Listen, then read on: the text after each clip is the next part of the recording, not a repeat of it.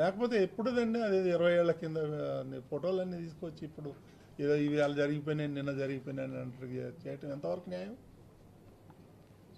There no doubt out. మాకు తెలుసు ఆ ఫ్యామిలీ తెలుసు, తెలియకేం కాదు.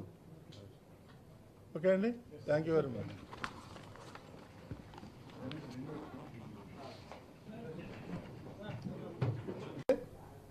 ఆయన చేసినటువంటి దుర్మార్గాలన్నీ ఒక్కొక్కటి బయటకు వస్తున్నాయి.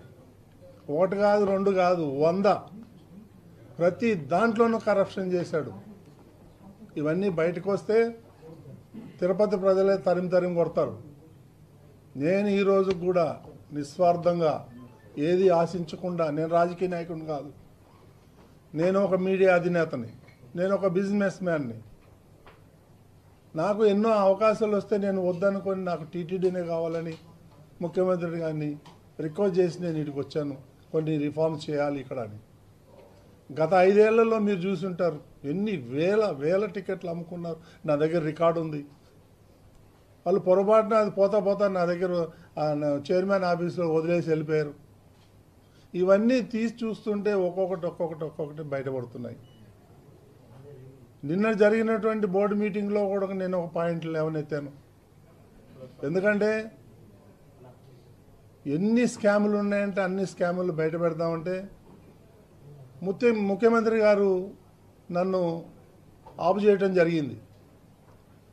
తిరుమల యొక్క పవిత్రతను దెబ్బతీస్తారు అందరూ కలిసి రోజు ఈ స్కాములు బయట పెడతా ఉంటే అది మంచిది కాదు, మన ధర్మానికి వెంకటేశ్వర స్వామికి మంచిది కాదు, దీంతో ఆపేయండి, ఆ దేవుడే చూసుకుంటాడని నాకు ఆయన హితబోధ చేశాడు. కాబట్టి నేను ఆగాను.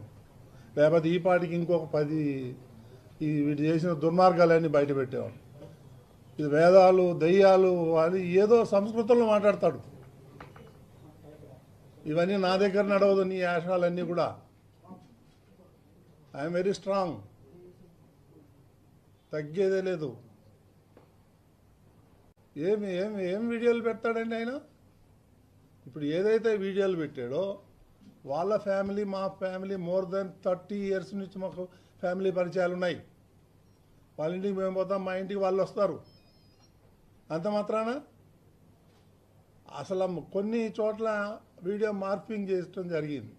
ఆ చేసే గాడిదలు సరిగా కూడా చేయలే. మళ్ళా నేను ఎన్నిసార్లు చూసినా అందులో నాకేం తప్పు కనిపించలే. సో ఇవన్నీ చీప్ పాలిటిక్స్ ఆడి నా మీద బురద జల్తానంటే నేను భయపడేవాడిని కాదు. నేను నీలాగా రిజైన్ చేయమంటే చేసేవాడిని కూడా కాదు. ఇవన్నీ కూడా వాస్తవాలన్నీ కూడా నేను ఇమీడియట్గా కంప్లైంట్ ఇవ్వడం జరిగింది. ఇంకా 6 గంటలో ఎఫ్ఐఆర్ కూడా వస్తుంది. దీన్ని నేను హై లెవెల్కి తీసుకెళ్తాను. వీళ్ళ సంగతి ఏదో తేలుస్తాను. నేను మాత్రం భయపడేదే ప్రశ్నే లేదు. ఎందుకంటే నేను ఏ రోజైతే జగన్మోహన్ రెడ్డిని ప్రశ్నించా